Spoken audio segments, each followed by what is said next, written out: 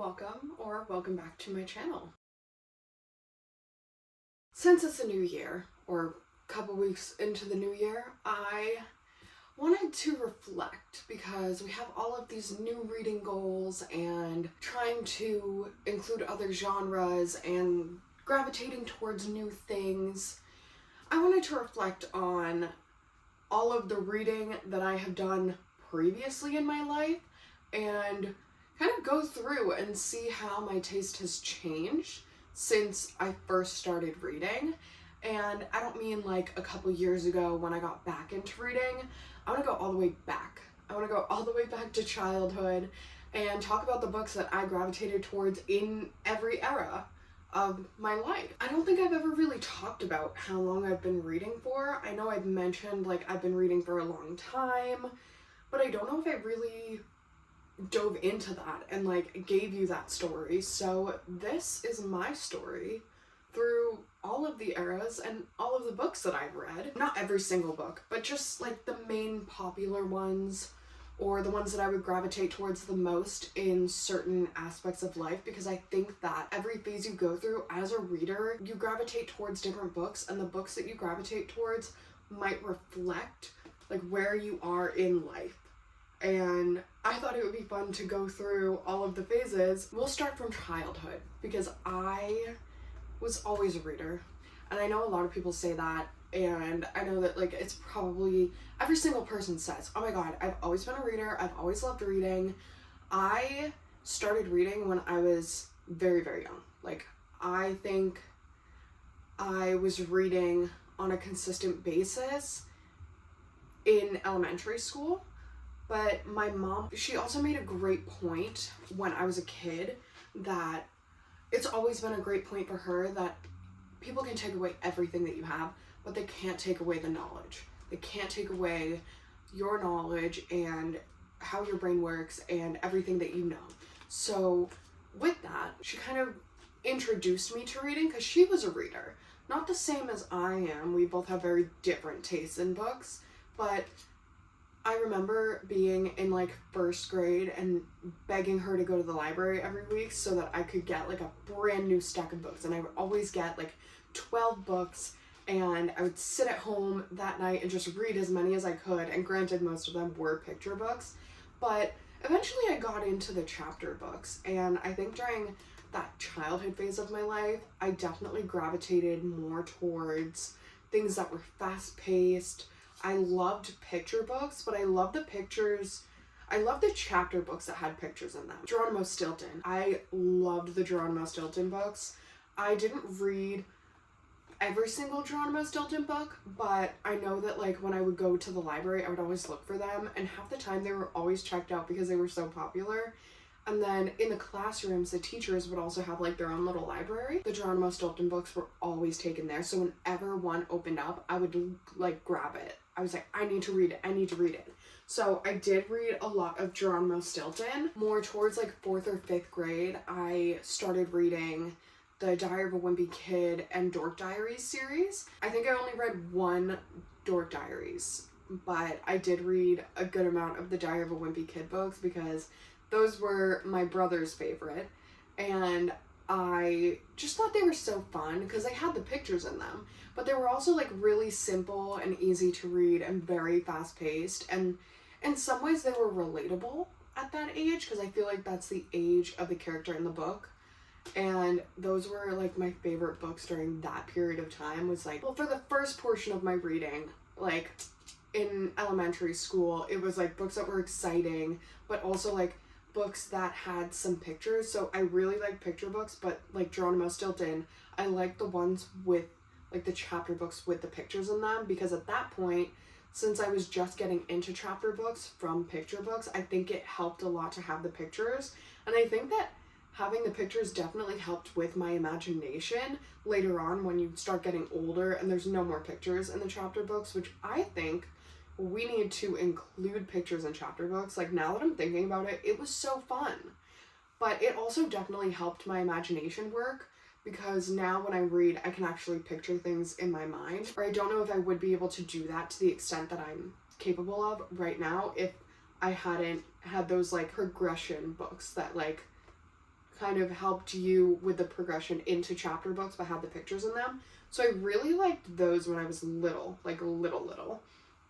But then you get into the teens and the preteens, so this is like middle school and high school. During that time, I really liked utopian fantasy and easy to read romance, because those were the first books that you were reading that didn't have pictures in them. They were all chapter books. I don't know, something about like a utopian fantasy when I was younger. I have no clue. I used to watch people on YouTube. I used to watch like Bethany Moda and all of those people, but I remember specifically there was this one creator, her name I think was Sienna Mirabella, and she was in high school, and I used to watch her videos in middle school, and I was like, I want to be just like her. And so I think in 8th grade I watched a video, and she said she was reading this like book, and it was called like Crank or something, and I went to the library and picked it up immediately. I was like, I need to read that because she's reading that. And that, I don't think that necessarily determined my taste in books, because it was not my favorite, but I think that was one of the first books I picked up as a teenager, and I was like, okay, I'm a teenager, I'm reading like adult books now.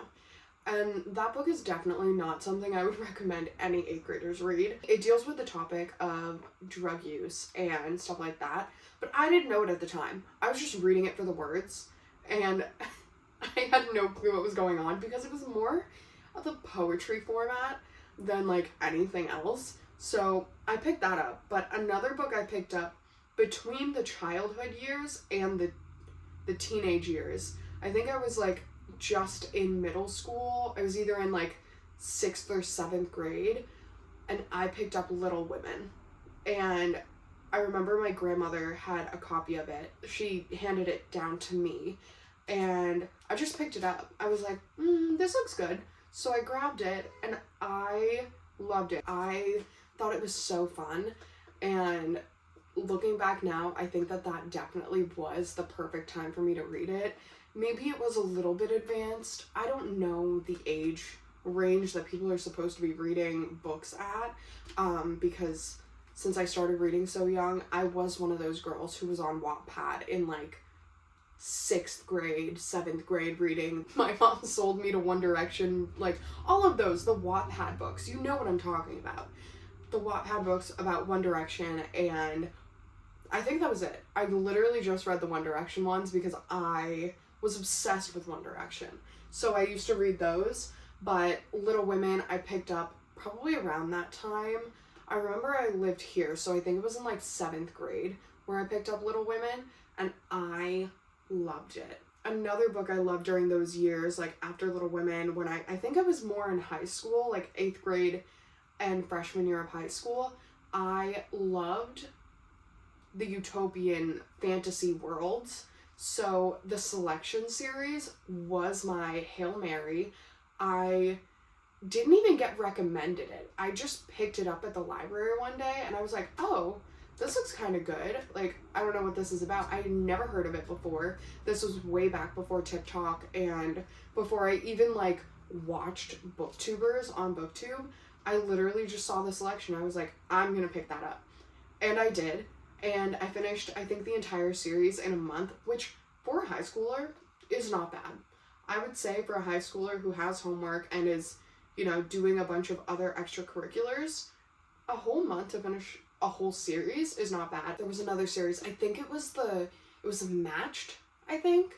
That one I believe was recommended, but it was Matched. It's the green cover.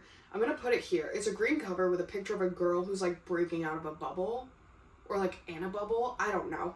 I read that, and I also really liked that as well. Those were utopian fantasy, but they were romance. So I think that in my teen years, that kind of determined my adoration for romance novels, and that's where I became this like hopeless romantic that I am now. I liked the utopian fantasy romances, and I really liked the easy to read romances, especially Jenny Han. I literally loved To All the Boys I Loved Before. I picked that up first. I picked up that series at the library and I was like, I'm gonna read this. I don't think it was recommended to me because, again, I didn't watch any booktubers at that point. It was literally just me going to the library after school, and I was like, I kind of want a new book to bring home. This was before the book was super popular and made into a movie, and I just picked it up and I loved it, and then I read the entire rest of the series, and then I read The Summer I Turned Pretty, the entire series. I really, really love them, and honestly, I think I have that one on my shelf. I don't have To All the Boys I Loved Before, but I know I have the first book in the selection, and I have the entire To All the Boys I Loved Before series, because they were literally my Roman Empire when it came to reading. I don't know, something about it, it just hit home, especially at that age in life when, like, the selection was based on, I think, an 18-year-old or a 17-year-old, and To All the Boys I Loved Before and The Summer I Turned Pretty, like, the characters in those books were my age, and I was just like, oh my god, like, this is the ideal romance. Like, I want to be Belly, and I want a Conrad. Now, I haven't watched the TV series. I think I watched maybe the first, like, 2 episodes of the first season, and I just couldn't get behind it. I think I can reflect on the fact that I really loved that series at some point in time, but now that I'm an adult, I don't think I would enjoy it as much as I did back then. But who knows? Maybe I'll go back and reread those, like, my favorite books from when I was, like, a child. The first mystery I ever got into in my teen years, well, the first mystery I ever got into, aside from Geronimo Stilton, was in my teen years, and it was for summer reading. We had to read We Were Liars. And I remember, I think I was 17 or 16. It was the summer going into junior year, and we had to finish the summer reading because school started in like a week. And I brought my brother to a soccer game. And I was sitting in my car waiting for him to finish the soccer game, and I was reading the book. I finished the book in my car, and it was literally amazing. It's one of those memories that you can just, like, picture it and you're back in there. Like, I am currently in my little Nissan Sentra.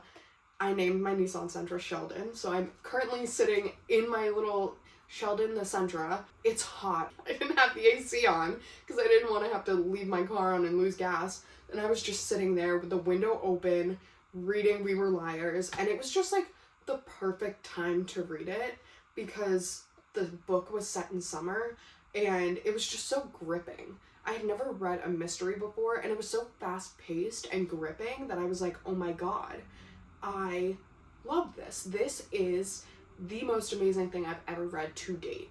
So that definitely holds a big part in my heart. Like, there's a big space there for We Were Liars, and I don't think, like, a whole lot of people like it. I think it's one of those where, like, some people do and some people don't, but I loved it, and I don't want to reread it, and I will take no hate or slander on my page for it because it's just, like, it's one of those memories. I remember reading it and just, like, it's such a good memory, so I don't want to go back and read it and, like, make it into a memory that it's not. I want to cherish that memory. My teen years definitely determined my taste in books so far. I would say genre-wise. I wouldn't say, like, what I gravitate towards all the time, but I would say, like, I would say the romantic aspect and the fast-paced, like, gripping books I'm still definitely interested in, but I think, like, definitely my teen years determined that. But what I reach for now versus what I reach for then, there's, like, a drastic shift, if that makes sense. The next phase of my life was fresh out of high school, fresh out of graduation. I graduated in 2020, so COVID was happening. COVID honestly came at, like, the best and worst time because the week before COVID, I got my wisdom teeth taken out. And I got them taken out on a Monday. I had no plans to get them taken out. I just was going for a consultation with the, like, I don't know, not dentist, but, like, the person who takes your wisdom teeth out. I was going for a consultation. That's what I thought. And then I got there and they were prepping for, like, the surgery. And I was like, what are you doing? They're like, oh, you're taking, like, your wisdom teeth are coming out today. And I remember having a panic attack in the waiting area, and I was just sitting in the waiting area having a panic attack, and then I went back into the room and my mom was sitting with me and I was crying and freaking out, and she was crying because she was like, first of all, she thought it was the funniest thing because I had never gotten any major surgeries before, and I don't do well when it comes to numbing medications. Something about the fact that like I might not be able to feel my mouth or my lips on a day-to-day basis. Like, I know they're there, but like I'm not consciously like focusing on the feeling that registers there, and then the idea of just having that numbed and like not having the feeling whatsoever, it freaks me out to no end. So I was sitting there freaking out over it, and my mom was laughing. She was cracking up because we did not expect this. We literally came for a consultation to see like when we could set up the appointment, and they were like, no, you're getting a match today. So I ended up getting them taken out, and I remember laying there and they had their like tools in my mouth, and I was awake, by the way. I was awake. I could hear everything. I couldn't feel anything, but I could hear it happening. A lot of people who I know who've gotten their wisdom teeth taken out have never experienced that. They were all like asleep. I was not. I was wide awake. I was just really numb and like high on laughing gas. And I remember they were taking my teeth out, and I started humming the Star Wars theme song. I don't even like Star Wars. I don't know. That was a whole thing. What was I talking about? Oh, I talked about that because like COVID happened. So that was the week before COVID, and I got my wisdom teeth out on Monday. So I ended up staying home like Tuesday to Thursday, and I was planning on staying home Friday too. My mom tried to get me to go in, but I still looked like a chipmunk, and I was like, no, if I'm still on medication for the pain, and if I still look like a chipmunk, I'm not going to school today. Like, I'll go on Monday. Joke's on me, because my brother and his best friend came home after school and looked at me and my mom and said, oh, school's out. COVID's happening, school's closing, and we're going to be home for the rest of the semester, I think. I think it was like a couple months that they had said. But then it ended up being the whole school year and also the entirety of my first year of college. So that brings me into my next phase of life, which was like the fresh out of high school, in college, COVID life. More of like the first year of college, or the first 3 years of college. And during COVID, it was very boring. We were all inside, and I was just like, I had a part-time job because I was in school, and I was also like doing my classes, but then I had nothing else to do. And I just really wanted to do something with my time. Like, I didn't have anything else to do except for like go for walks and go to work and do schoolwork. So I had a lot of free time, and I started watching YouTube videos about reading and book recommendation videos. And that's where I started reading again. And during that time, that first year, I was kind of getting into a new groove of reading because I wasn't reading young adult anymore. I was out of that phase. I grew up. I didn't want to read those books anymore. So now, at that point in life, I wanted to read more adult books. And the first book I picked up was Beach Read by Emily Henry. And I think that was probably a really good book to like first pick up when you're getting back into reading, because it was very quick and it was a completely new world. Like, it was like I was living in black and white, and reading that book, I started seeing color, and I loved it. I did. It was fantastic. Since I was just getting into reading, I also, like, I was only getting recommendations from, like, YouTube.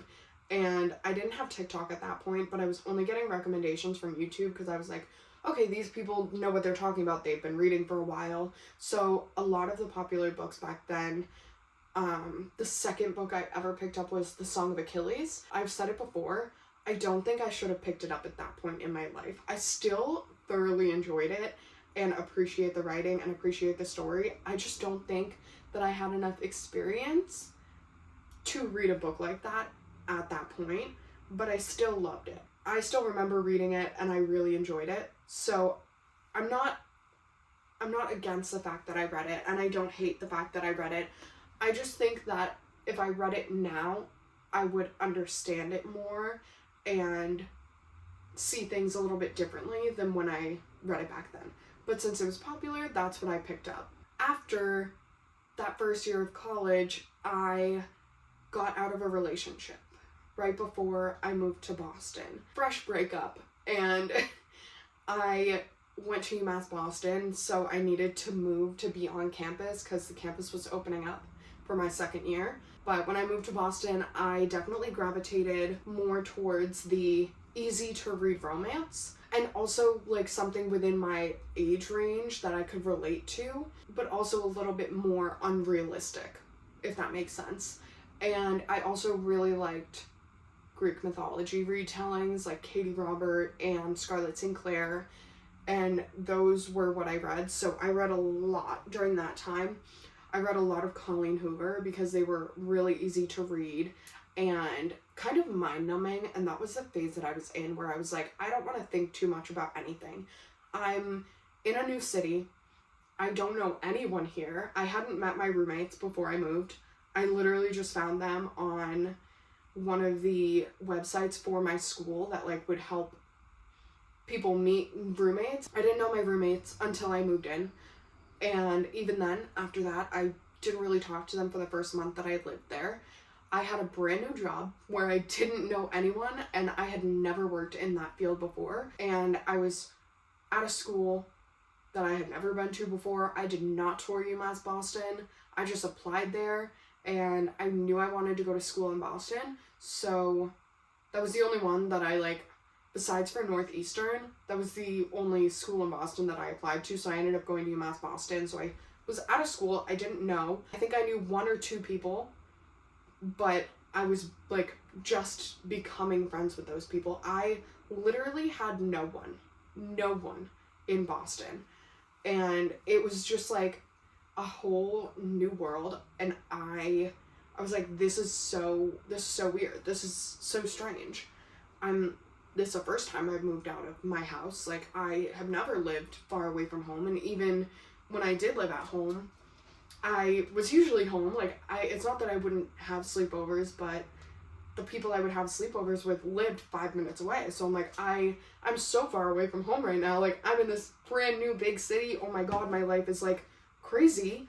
And it was, but I was dealing with a lot of mental struggles, and I wanted books that would make it so easy to just escape, to just get into a new world, even if the world was realistic. I don't know, realistic city life, like something more contemporary. I really enjoyed those, and also Greek mythology retellings, but like the smuttier versions of it. Oh, and I love smut. At that point in my life, I loved smut. Every single book that I read needed to have smut in it. It's because I'd never read smut before. And as soon as I started reading it, I was like, oh my God. So this is adult reading. Like, Emily Henry had a little bit of smut, but then I started reading books with smut. And I was like, oh my God. Like, it opened my eyes. I felt like a new woman. I was like, this is who I am. I'm a girl that reads smut. I remember those times so fondly because even though I was going through a very difficult mental situation, I used reading as an escape, and I just remember loving every single thing I read. Everything I read, I loved it, and I was like, oh my God, this is amazing. Thank you for inviting me into your world. I'm so happy to be here.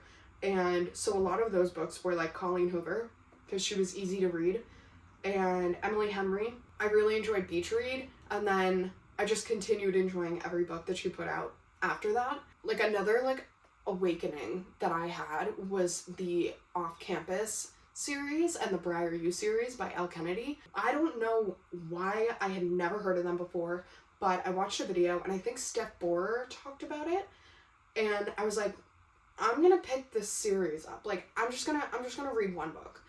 And I read The Deal. I read books in order, obviously, and I read The Deal.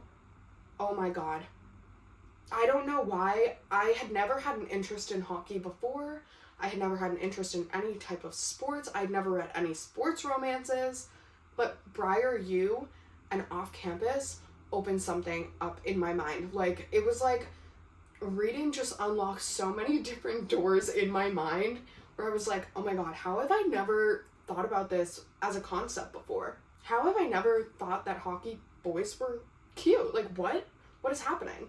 So I really enjoyed that series, and also that series helped me bond with one of my best friends. I met her through work, and I would bring my books to work when it was a slow day and I was bored and I needed something to do while I was waiting for like people to come in. I would bring a book and I would read. And I remember she was like asking me, and I was telling her like, oh yeah, I read. And I asked her if she reads, and she was like, no. And I was like, can I like recommend you a book, and like if you don't like it, you never have to read a book again, but just give me one chance to recommend you a book and like read it. And she was like, okay. And I was like, perfect. So this was the first time I ever recommended a book to anyone. I took this so seriously. I was like, if I don't recommend her a good book, one, she's gonna hate me for life and we are never gonna talk again, and she's gonna laugh at me because it was a horrible book. And two, I will never be able to recommend a book to anyone ever again, because the first time I recommend a book to someone and it's bad, I just would lose all confidence. So I asked her, I like picked out a couple books and I was like, okay, would you rather read a romance book, a sports romance book, or something darker, more twisted, like a mystery? And she picked a sports romance, so then I had her read The Deal. And we ended up reading the entire rest of the Off-Campus series together, or like I would read it and then I'd give her the book, or she would read it and then I would read it. And then the same thing happened with Briar U, and we buddy read The Graham Effect together. Like, Elle Kennedy is our girl, and she also brought me and one of my best friends together. So something about Elle Kennedy, I have a very, very large like soft spot for her, and I have a deep appreciation for her and the books because of the fact that, one, they opened my eyes to a whole new genre, and also because like that's how I bonded with one of my best friends. So that was my fresh out of high school and like first couple years of college phase. And then I moved back home. I think my taste has changed a lot because since I've moved home, I have worked a lot on my mental health and worked a lot on how I see the world and how I talk to myself. And I think that also has helped me when it comes to reading and can be reflected through the reads that I'm currently drifting towards, because I obviously still love romance. I think I will love romance books until the day I die. I think that is just ingrained in me. I am a hopeless romantic and I love romance books, but now that I'm older and I've done a lot of work on my mental health and how I see the world and how I see myself, I drift towards different books. And I think now I enjoy more of the contemporary romances or women's literature because they have a subplot of romance, but they're mainly about the character growth. And I think I'm really enjoying books like that because I went through a lot of character growth myself, and I'm still going through character growth. I think that everyone at any point in life, you could be growing or healing from something, but I think that every single point in your life, you're always healing from something. It doesn't have to be the same thing, but you heal from one thing, and then that changes who you are, and now you come into the person that you are, and you're just constantly changing and evolving. And I think that is why I'm gravitating more towards contemporary romance and women's lit, because I like the focus of character growth rather than romance, if that makes sense. But I do like the subplot of romance, and I like how romance is thrown in there. I also have been really enjoying like philosophical, realization, insightful books. Does that make sense? I really enjoyed The Midnight Library, and right now I'm really enjoying The Invisible Life of Addie LaRue. I'm currently, I think, about halfway through it, and I am loving it. It is probably one of my favorite books, and I'm so glad I started it. I also hate the fact that I waited so long, because I've had that book on my shelf since I lived in Boston. Like, I've had it forever. I'm kind of upset that I didn't pick it up immediately, but I was so scared it wouldn't live up to the hype, because I purchased it when it was being hyped up, and it's still, like, every couple months will resurface and everyone will talk about how much they love it. I also still really love fast-paced books. I think that for some reason I just need a book that is fast-paced and exciting and has exciting character story or an exciting, like, plot. Another thing I'm really enjoying right now is fantasy. I wasn't a huge fantasy person at all, ever. Like, the only fantasy I'd ever read was the utopian fantasy, but now I'm reading, like, actual fantasy, and I'm really, really enjoying it. I don't want to say I'm, like, a fantasy connoisseur. I don't want to say I know everything. I have been dipping my toes, and I've been really loving fantasy right now. I started with ACOTAR because I saw Larry post a video. She posted, this was like a couple years ago, a reading vlog video of her reading ACOTAR, and I was like, oh my god, why does this make me want to read ACOTAR? So then I picked it up and I enjoyed it so thoroughly. I think I read it at the perfect time in my life because the mental health representation in that book, or in that series specifically, hit really close to home. And it was also my first introduction to the series, and I think that Sarah J. Maas does a really good job making it fantasy, but also making it easily accessible and easily understandable for readers who aren't experienced in the fantasy realm. I also read You Can't Spell Treason Without T by Rebecca Thorne, and I really enjoyed that book. I think it was the perfect cozy book. I read it in fall, and I think it was, yeah, definitely the perfect, like, little cozy read at that point in time. But I haven't picked up the rest of the series because I don't know if I would enjoy it. I did enjoy the first book, but I was kind of expecting it to be a standalone, not a whole series. And the end of the book wasn't as gripping or exciting or enticing as I would have needed it to be to pick up the next one. But who knows? Maybe eventually I'll just, like, want to pick it up. And then now I'm reading the Throne of Glass series, and I really enjoy it. I don't think there's as much mental health representation in it, but I enjoy the fantasy and the character growth and the plot. I think it's really good, and I think Sarah J. Maas, again, like I said, does a really good job making her books and her series accessible to people who aren't as experienced in the fantasy genre, because they're easier to read. A little more straightforward, not this, like, crazy world building. I've been really enjoying those so far, and I'm looking forward to see how my taste changes throughout this year based on what I'm going through or where my mental health is at or what phase of life I'm in. But those are all of the books I'm currently reading and all of the books that made a really big impact on me throughout every era. Maybe not an overall, like, defining impact, but those were all the books that I can remember gravitating towards and remember really enjoying. And I think this video was so much fun to film. I was a little hesitant going into it because I was like, oh my god, am I really going to be able to talk about, like, that many books? Or not that many books, but am I really going to be able to talk about, like, all of the eras of reading and, like, everything that I've gone through? Or not gone through, but, like, all the phases I've gone through with reading. And overall, I think it was a really good experience and really insightful. Like, these are what I gravitated towards in certain life experiences and during certain, like, phases of life. And I think that that's honestly beautiful because it kind of tells my story through books in a way. I hope it does. But anyways, that is the entire video for today. If you enjoyed, be sure to like and subscribe, and I will see you in the next video next week. Bye!